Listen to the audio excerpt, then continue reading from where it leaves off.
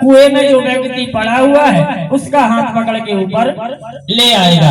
अब बताइए, उस समय कुएं में तो दोनों लोग हैं, कुएं में तो दोनों पहुंच गए, लेकिन जो पहले गया हुआ था, पहले धोखे में गिर गया था, वह कुएं में अज्ञानवश गिरा था, और दूसरा वाला जानबूझकर उतर के गया था। तो कई लोगों के मन में प्रश्न आते हैं। कल साध्वी जी कथा सुना रही थी कि कन्हैया की 7 वर्ष की उम्र, 7 कोस का गिरिराज पर्वत, एक कोस में 3 किलोमीटर होते हैं, तो 7 3 21 किलोमीटर का गोवर्धन पर्वत, और छोटे से कन्हैया ने अपनी एक छोटी सी उंगली पर धारण करके रखा 7 दिन तक।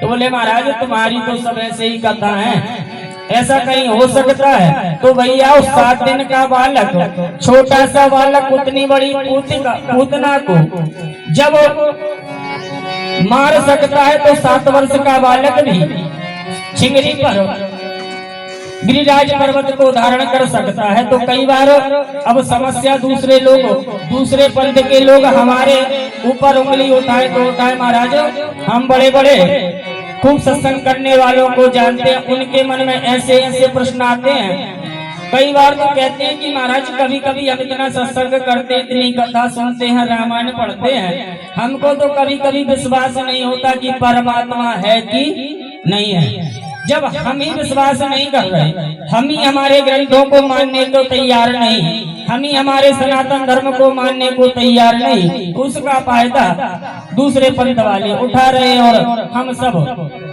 दर्शनार्थी बने हुए। जबकि कहीं भी हमारे सनातन धर्म पर आवाज कोई उठाए, गाय पर कोई आवाज उठाए, तो हमको तत्क्षण उसका जवाब देना चाहिए, उसको रोकना चाहिए कि भैया तुम यह बात गलत कर रहे हो, यह आपका बोलना उचित नहीं। आज तो हमसे आपने यह बात कर दी, लेकिन आज के बाद ऐसी बात आप मत कर देना।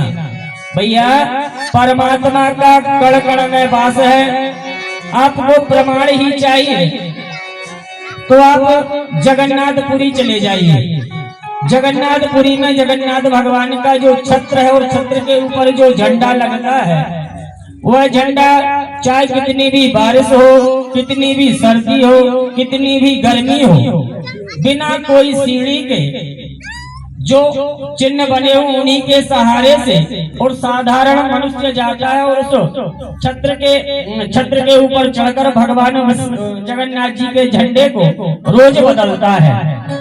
झंडे की खासियत क्या है कि हवा अगर पूरब की ओर चल रही है तो झंडा पश्चिम की ओर लहराएगा।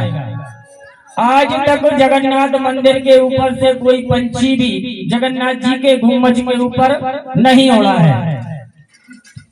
आप वृंदावन चले जाइए, वृंदावन में आप जाएंगे, यमुना जी के दर्शन करेंगे, और यमुना जी की बालू को आप उठाकर देखेंगे, रेता को अगर आप उठा के देखेंगे तो महाराज बहुत छोटे छोटे कण, हमारे यहाँ जो रेत होती है बहुत मोटी होती है, यमुना जी की रेत होती है बहुत पतली रेत होती है।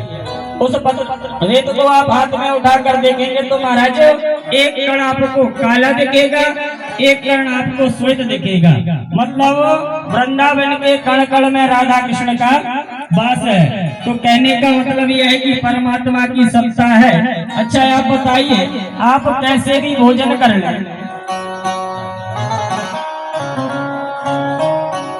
आप कैसे भी भोजन कर लें, आपने भोजन कर लिया, लेकिन शरीर के अंदर आपने जो प्रसाद पाया है, कौन सा आपके शरीर के लिए उचित है, कौन सा आपके शरीर के लिए अनुचित है, यह प्रक्रिया चलाने वाला भी तो कोई होगा। तो यही तो परमात्मा की